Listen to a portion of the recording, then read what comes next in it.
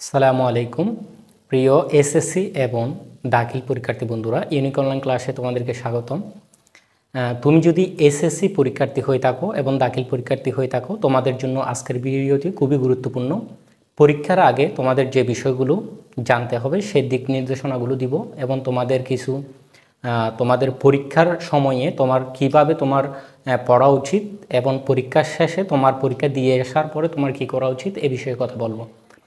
তো তোমরা যে পরীক্ষাটা দিতে চাচ্ছ, মানে এসএসসি পরীক্ষা অথবা তোমরা দাখিল পরীক্ষার্থী যারা রয়েছো, তোমাদের এই সময়টা কিন্তু আমরা পার করে আসছি।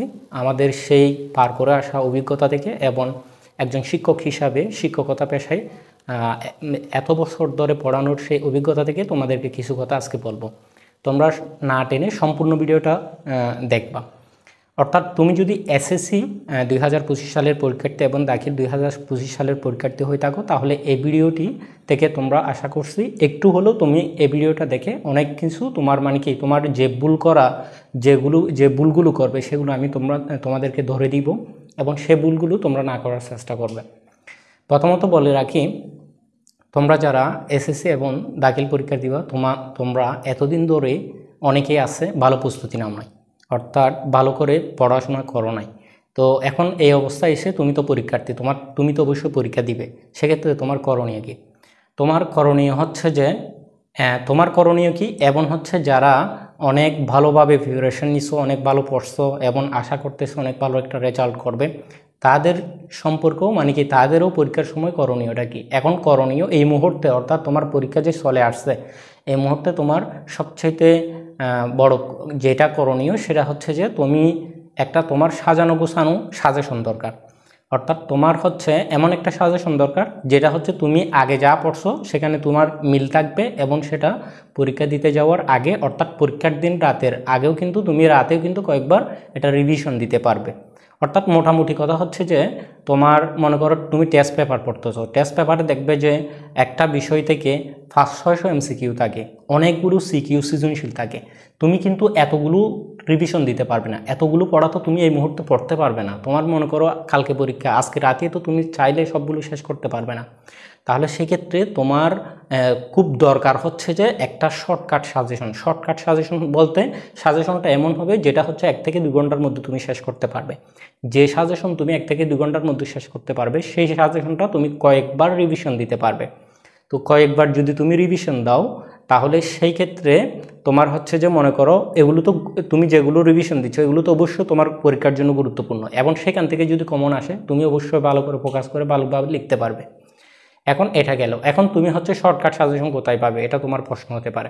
তুমি শর্টকাট সাজেশন যেখান থেকে নাও না কেন, কোথায় কোথায় শর্টকাট সাজেশন দেওয়া হয় এটা বলতে চাচ্ছি না, তবে আমাদের কাছে শর্টকাট সাজেশন আছে এসএসসি পরীক্ষার্থীদের জন্য এবং দাখিল পরীক্ষার্থীদের জন্য। শর্টকাট সাজেশন এমন শর্টকাট সাজেশন যেটা হচ্ছে তোমাকে এখন যেটা বললাম তুমি কালকে পরীক্ষা আজকে রাতে কিন্তু কয়েকবার রিভিশন দিতে পারবে। তোমার মাত্র কয়েকটা এমসিকিউ গুরুত্বপূর্ণ এবং কয়েকটা সৃজনশীল সিকিউ জাস্ট তুমি ভালো করে দেখবে যে ওখান থেকে 70 থেকে 80% কমন আসার গ্যারান্টিটা চ্যালেঞ্জটা কিন্তু আমরাই দিচ্ছি ইউনিক অনলাইন ক্লাস। তো তুমি যদি দাখিল পরীক্ষার্থী হয়ে থাকো অথবা এসএসসি পরীক্ষার্থী হয়ে থাকো, আমরা জাস্ট কত সুন্দর করে তোমাদের জন্য এসএসসিদের জন্য আলাদা এবং দাখিলদের জন্য আলাদাভাবে হোয়াটসঅ্যাপ গ্রুপ খুলেছি, যেখানে হচ্ছে বাংলাদেশের বিভিন্ন প্রান্ত থেকে কিন্তু আমাদের স্টুডেন্টরা যুক্ত আছে। ওখানে আমরা একদম শর্টকাট সাজেশন এবং হচ্ছে তোমার কমন পাওয়ার জন্য সর্বোচ্চ যে সাজেশনটা তোমার দরকার সেটা আমরা দেওয়ার চেষ্টা করতেছি। আমাদের মূল টার্গেট হচ্ছে কি, ইউনিক অনলাইন ক্লাসে পড়ে তোমরা আমাদের সাথে যুক্ত থেকে, আমাদের গ্রুপে যুক্ত থেকে, আমাদের সাজেশন ফলো করে তোমরা যাতে একটা ভালো রেজাল্ট করতে পারো। মনে করো আমাদের ইউনিক অনলাইন ক্লাসের সাজেশনটা তুমি ফলো করছো, সেখান থেকে দেখবে যে তুমি অনেক ভালো কমন পাইছো। এই কমন পাওয়ার কারণে তোমার যে একটা ভালো একটা রেজাল্ট হবে, এটাই সবচেয়ে আমাদের সার্থকতা। তো তোমাদেরকে আমি যেটা বোঝাতে চাচ্ছি সেটা হচ্ছে যে তোমার এখন এই মুহূর্তে এসে তোমার একটা শর্টকাট সাজেশন প্রয়োজন। তুমি এতগুলো শত শত এমসিকিউ বা শত শত সিকিউ এগুলো কিন্তু তুমি এখন পড়তে পারবে না, সেই সময় তোমার নাই। তোমার এখন প্রয়োজন শর্টকাট সাজেশন, যে শর্টকাট সাজেশন তুমি মোটামুটি পড়ে গেলে A+ অর্থাৎ 70 থেকে 80% কমন পাবে এবং ভালো করে লিখতে পারবে, এরকম একটা সাজেশন তোমার প্রয়োজন। 1 নাম্বার গেল। দ্বিতীয় নাম্বার হচ্ছে তোমরা পরীক্ষা দিতে যাওয়ার আগে আর কি তোমরা হচ্ছে মনে করো প্রথম দিন অনেকে দেখা যায় যে মানে কি পরীক্ষা শুরু হয়ে গেছে, পরীক্ষা শুরু হওয়ার পর 30 মিনিট পরে যায়, অথবা তোমার হচ্ছে পরীক্ষা শুরু হওয়ার 1 ঘন্টা পরেও যাইতে দেখা যায়, কাঁদতে কাঁদতে যাইতে দেখা যায়, হলে ঢুকতে দেয় না, এরকম যেন তোমাদের কারো না হয়। এটা হচ্ছে তোমার খেয়াল রাখতে হবে। তুমি একজন পরীক্ষার্থী, তোমার মনে করো সেন্টার, তোমার পরীক্ষার সেন্টার হল কোথায় পড়ছে এটা তো আমি জানি না, অনেকের কাছে পড়ে, অনেকের দূরে পড়ে, মনে করো দূরে পড়ছে, সেক্ষেত্রে তোমাকে সবার আগে মানে অনেক আগে একটু বের হতে হবে, মনে করো 1 ঘন্টা আগে বের হতে হবে। তুমি ওখানে গিয়ে 20 মিনিট বসে থাকো, তারপরেও তোমার ভালো হবে একটু আগে বের হলে কি হবে, তুমি ওখানে গিয়ে বসে থাকলেও তুমি পরীক্ষাটা সেফটি অর্থাৎ ভালোভাবে দিতে পারবে, তোমার মানসিক কোনো চাপ তৈরি হবে না।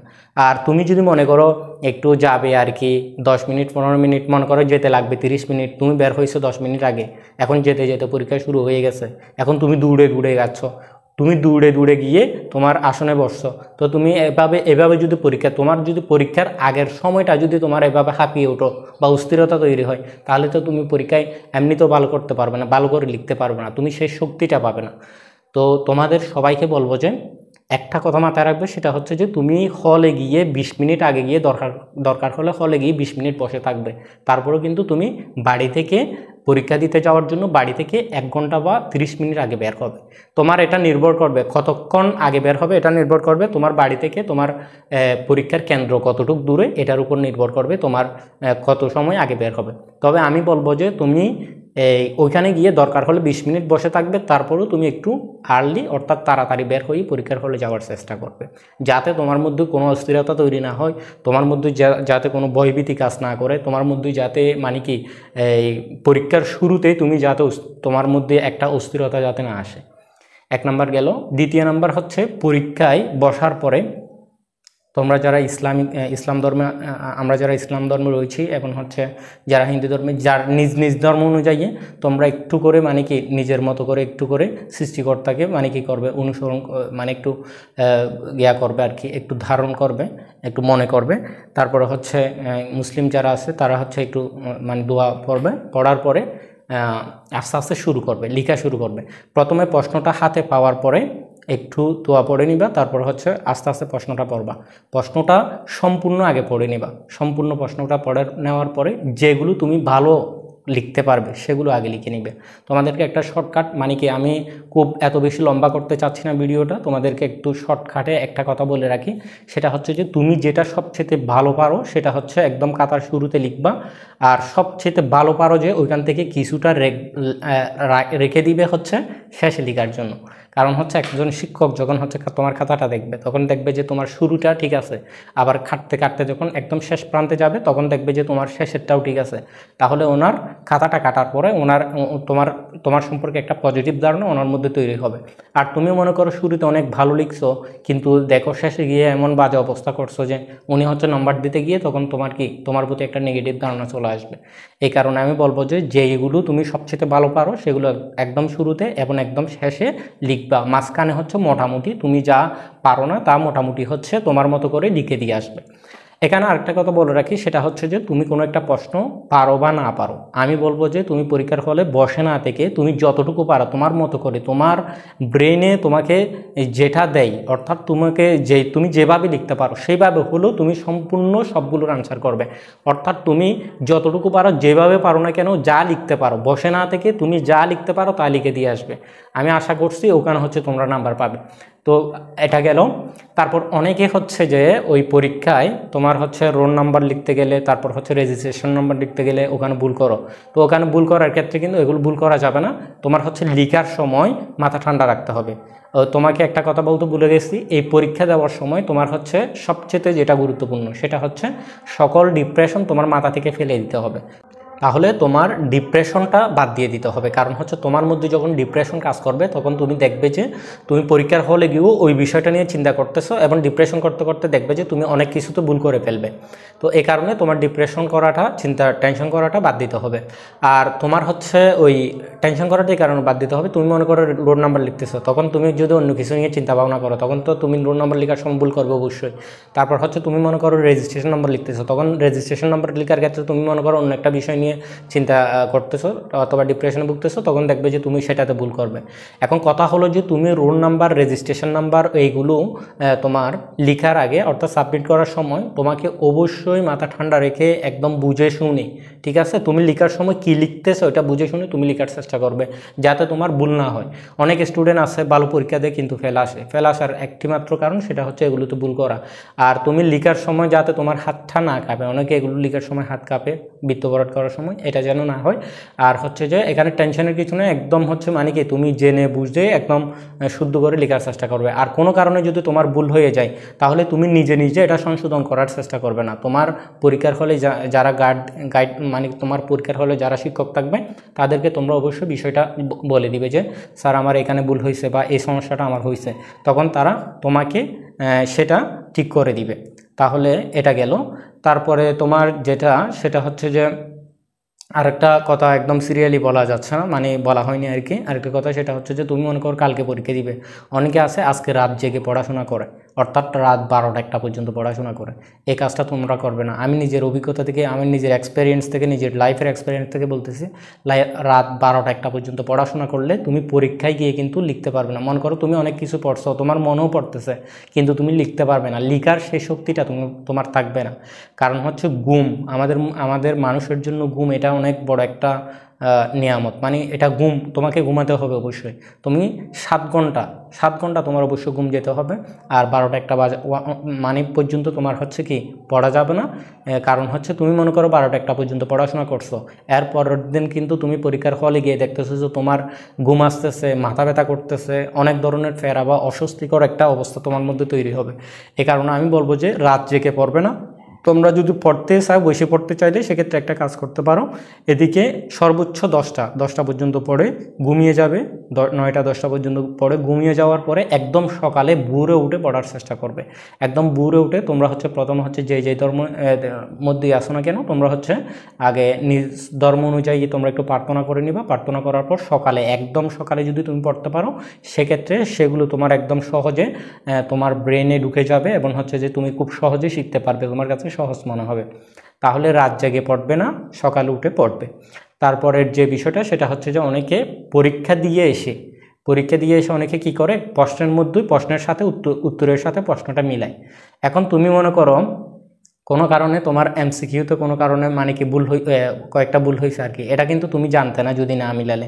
এখন প্রশ্ন নিয়ে এসে তুমি উত্তর মিলাতে গিয়ে দেখতে যে তোমার এত হয়েছে, তোমার বন্ধুর অত হয়েছে, মানে তোমার বন্ধু বলছে যে আমার এই হয়েছে 27টা হয়েছে, তুমি বলতেছো যে আমার 20টা হয়েছে। এখন তোমার মধ্যে ডিপ্রেশনে কাজ করবে। এখন প্রথম থেকেই যদি তোমার এটা যদি মাথার ব্রেন একবার ঢুকে যায় যে তোমার বন্ধু ভালো করছে, তুমি খারাপ করছো, অথবা তোমার এতটা এমসিকিউতে তুমি খারাপ পড়ছো বা এতটা এমসিকিউ তোমার ভুল হয়ে গেছে, এটা যদি তোমার ব্রেনে যদি প্রথম পরীক্ষার দিনেই যদি ঢুকে যায় তাহলে নেক্সট পরীক্ষাগুলোতে তুমি ভালো করতে পারবে না, এটা আমি গ্যারান্টি দিলাম। কারণ হচ্ছে যে তোমার ব্রেনে বারবার কাজ করবে যে কি আরে আমার আগের পরীক্ষাটা তো ভালো হয় নাই, এগুলো আর বারবার করে দিয়ে লাভ কি, বা এগুলো আর ভালো হওয়ার আশা কি। তোমার যে একটা কনফিডেন্স সেটা কিন্তু তুমি হারিয়ে ফেলবে। এ কারণে নিজের উপর কনফিডেন্স রাখতে হবে। এখন সর্বোচ্চ যতটুকু সম্ভব তোমার মুখে এমন হচ্ছে ব্রেনে রাখতে হবে যে তুমি পারবে এবং তুমি যা লিখতেছো তা ঠিক আছে, এবং হচ্ছে কি তুমি পরীক্ষায় অবশ্যই ভালো রেজাল্ট করবে। এটা কিন্তু তোমার মধ্যে সে কনফিডেন্সটা থাকতে হবে। তো এটা গেল তোমার। তাহলে এই মানে কি এইভাবে তোমার পড়াশোনাটা, এইভাবে তোমার মূলত হচ্ছে পরীক্ষাটা চালিয়ে যেতে হবে। আর প্রতিদিন এসে তাহলে পরীক্ষা দিয়ে এসে কোনোভাবে প্রশ্নটা মিলাবে না। অনেক প্ল্যাটফর্মে দেখা যায়, অনলাইন প্ল্যাটফর্মে বাচ্চাদের এগুলোকে মানে কি করায়, উত্তরগুলো এমসিকিউগুলো মিলাই দেয়, এমসিকিউগুলো কী হবে ব্যাখ্যা বিশ্লেষণ সহ করে দেয়। এগুলো আমার মতে ঠিক না। কারণ হচ্ছে যে একজন বাচ্চা পরীক্ষা দিয়ে আসলো, সেই হচ্ছে এগুলো উত্তর মিলাতে গিয়ে শেষের পরীক্ষাগুলোতে সে খারাপও করতে পারে। কারণ হচ্ছে একটা পরীক্ষা খারাপ করলে ব্রেনে এমন ঢুকে যায় যে মানে কি তার মধ্যে একটা অন্যরকম চিন্তাধারা চলে আসে। এগুলো ঠিক না। অনেক প্ল্যাটফর্মে দেখা যায় উত্তরমালা দিয়ে দেয়, এমন হচ্ছে কি আরও অন্যান্য কিছু ব্যাখ্যা বিশ্লেষণ করে এমসিকিউ বুঝাই দেয়, এটা করে সেটা করে। এগুলো হচ্ছে বিও ব্যবসায়ী, অর্থাৎ যেগুলো বিও ব্যবসায়ী অর্থাৎ ভিডিও বানিয়ে টাকা ইনকামের জন্য এগুলো করে থাকে হয়তো। যাই হোক, এগুলো নিয়ে কথা বলতে চাচ্ছি না, কিন্তু তাহলে তোমাকে এই বিষয়গুলো মাথা রাখতে হবে। একটা হচ্ছে এখন এই মুহূর্তে তোমার শর্ট সাজেশন প্রয়োজন। দ্বিতীয় নাম্বার হচ্ছে তোমার বৃত্ত ভরাটের সময় তোমার রেজিস্ট্রেশন নাম্বার, রোল নাম্বার একটু মনোযোগ সহকারে ভালো করে দেখে লিখা। তারপর হচ্ছে তোমার 1 ঘন্টা আগে মিনিমাম হচ্ছে 20 মিনিট গিয়ে পরীক্ষার কেন্দ্রে বসে থাকতে হলো, তারপরে আগে বের হওয়া। তারপরে হচ্ছে তোমার রাত জেগে পড়াশোনা না করা, সকালে পড়ার চেষ্টা করা, আর হচ্ছে পরীক্ষা দিয়ে এসে তোমার প্রশ্ন না মিলানো, এবং ঘুম, খাবার, তারপর হচ্ছে তোমার যে শারীরিকভাবে সুস্থ থাকার জন্য তোমার যেটা প্রয়োজন সেটার দিকে খেয়াল রাখতে হবে। কারণ মনে করো তুমি বেশি পড়তে গিয়ে অথবা বেশি পড়ার জন্য চেষ্টা করতে গিয়ে তুমি মনে করো অসুস্থ হয়ে গেছো, আল্লাহ না করুক সেটা, তুমি যদি অসুস্থ হয়ে যাও তাহলে তো তোমার রেজাল্ট, তোমার পরীক্ষা তো এমনিতেই মানে কি হয়ে যাবে, শেষ হয়ে যাবে, অর্থাৎ তোমার পরীক্ষা অনেক বড় ধরনের ক্ষতি চলে আসবে। তো এই কারণে আমি বলবো যে সুস্থতা হচ্ছে আগে। তুমি সুস্থ থাকলে, সুস্থ সবল থাকলে তুমি যতটুকু সম্ভব লিখতে পারবে। অসুস্থ হলে যতটুকু সম্ভব, অসুস্থ হলে তোমার যতটুকু লেখা দরকার অথবা তুমি যতটুকু লিখতে পারতে সেটাও লিখতে পারবে না। এ কারণে তোমার সুস্থতা আগে দরকার। তো সবার জন্য অনেক অনেক শুভকামনা। ইউনিক অনলাইন ক্লাসের সাথে তোমরা যুক্ত থাকবে, এবং তোমাদের যদি কোনো ধরনের প্রশ্ন বা কোনো ধরনের পরামর্শ থাকলে আমাদের সাথে অবশ্যই কথা বলতে পারবে। হোয়াটসঅ্যাপ নাম্বার তোমাদেরকে দিয়ে দিচ্ছি, ডিসপ্লেতে তোমরা একটা হোয়াটসঅ্যাপ নাম্বার দেখতে পাচ্ছ, এই হোয়াটসঅ্যাপ নাম্বারে তোমরা অবশ্যই যোগাযোগ করবে যদি তোমাদের শর্ট সাজেশন লাগে। আর দাখিল পরীক্ষার্থী, এসএসসি পরীক্ষার্থীদের জন্য আমরা যে শর্ট সাজেশন দিচ্ছি এটা খুবই অল্প শর্ট সাজেশন, তোমাদেরকে একদম ধরে দেওয়া হবে, এখান থেকে শিখো, এভাবে শিখো, এভাবে লিখো, সব কিছু বলে দিব, এবং সে অনুযায়ী যদি পরীক্ষাতে যদি তুমি এগোতে পারো তাহলে ইনশাল্লাহ অবশ্যই তুমি ভালো করবে। আর তোমাদের আব্বু আম্মুর মুখ উজ্জ্বল হোক, তোমাদের যে পাড়া প্রতিবেশী বা তোমার যে আশেপাশে তোমার যে শিক্ষা প্রতিষ্ঠান আছে সেটার একটা সুনাম হোক তোমার রেজাল্টের মাধ্যমে, এবং হচ্ছে আমাদের কাছ থেকে পড়ে থাকলে, আমাদের সাথে যুক্ত থাকলে, আমাদের কাছে পড়ে যদি ভালো রেজাল্ট করতে পারো তাহলে এটা তো অনেক ভালো। এবং হচ্ছে তোমাদের প্রত্যেকের জন্য দোয়া রইল, এবং একে অপরের জন্য দোয়া করবে, এবং একটু নামাজ দোয়া পড়বে, এবং নিজ হচ্ছে ধর্ম অনুযায়ী একটু প্রার্থনা করবে, ঠিক আছে, সৃষ্টিকর্তাকে ডাকবে। তো এইভাবে কিন্তু তোমরা যদি আমি যেভাবে বলতেছি এভাবে সুন্দর করে সাজানো গোছানো আকারে, তোমার কোনো ধরনের তোমার ফেরা নেওয়া যাবে না, কোনো ধরনের তোমার হচ্ছে কি ওই চাপ নেওয়া যাবে না। তুমি যদি চাপ নাও, তুমি যদি নিজের মধ্যে অস্থিরতা তৈরি করে ফেলো নিজের মধ্যেই, তাহলে তুমি কিছুই করতে পারবে না। তোমার হচ্ছে ঠান্ডা মস্তিষ্কে একদম নর্মালিভাবে তোমার নিতে হবে, এবং হচ্ছে সুন্দরভাবে সাজানো গোছানো আকারে পরীক্ষায় যতটুকু পারো সাজানো গোছানো আকারে লিখবা। আর 7টা সৃজনশীল কীভাবে তুমি লিখতে পারবে, সম্পূর্ণ সৃজনশীল কীভাবে লিখতে হয় সেটা নিয়ে অবশ্যই তোমাদেরকে ভিডিও দিয়ে দিব আমি, সেটা দেখবা, সেটা অনুযায়ী তুমি সৃজনশীলটা লিখবা। আর যতটুকু সম্ভব কোনো সময় অপচয় করবা না। আর অনেক প্ল্যাটফর্ম থেকে অনেকগুলো সাজেশন দেওয়া হচ্ছে, সেগুলো এত সাজেশন দেখিও না। বেশি সাজেশন দেখতে গেলে কিন্তু তুমি যা পারো তা সেগুলো সহ হারিয়ে ফেলবে। সব সাজেশন থেকে কিন্তু কমন আসে না বা আসবে না। তো তুমি যে কোনো একটা প্ল্যাটফর্মের বা যে কোনো কারো একটা সাজেশন তুমি ফলো করো, সবার সাজেশন ফলো করিও না, আমাদের সাজেশন ফলো করতে হবে এরকম কোনো কথা নয়, যে কোনো একটা সাজেশন ফলো করো, তাহলে তোমার জন্য বেটার হবে। তুমি যদি অনেকগুলো পড়তে চাও, অনেকগুলো সাজেশন যদি তুমি দেখতে চাও, তাহলে সেক্ষেত্রে তোমার মধ্যে অস্থিরতা তৈরি হতে হতে কিছুই পড়তে পারবে না, দিন শেষে তোমার খারাপ রেজাল্ট হবে, যেটা আমরা কখনো কামনা করি না। তো সবাই ভালো থাকবে, সুস্থ থাকবে, তোমাদের জন্য অনেক অনেক দোয়া, অনেক অনেক শুভকামনা রইল, এবং হচ্ছে তোমরা অবশ্যই ভালো করে পরীক্ষা দিবে, সুস্থ থাকবে। সবাইকে ভিডিওটি দেখার জন্য, যারা ভিডিওটি দেখছো তাদেরকে সবাইকে অসংখ্য ধন্যবাদ। আর আমাদের সাথে যুক্ত থাকলে অবশ্যই ভালো কিছু করতে পারবে, ভালো কিছু শিখতে পারবে, তোমাদের একটু হলেও হেল্প করতে পারবো ইনশাআল্লাহ। আসসালামু আলাইকুম।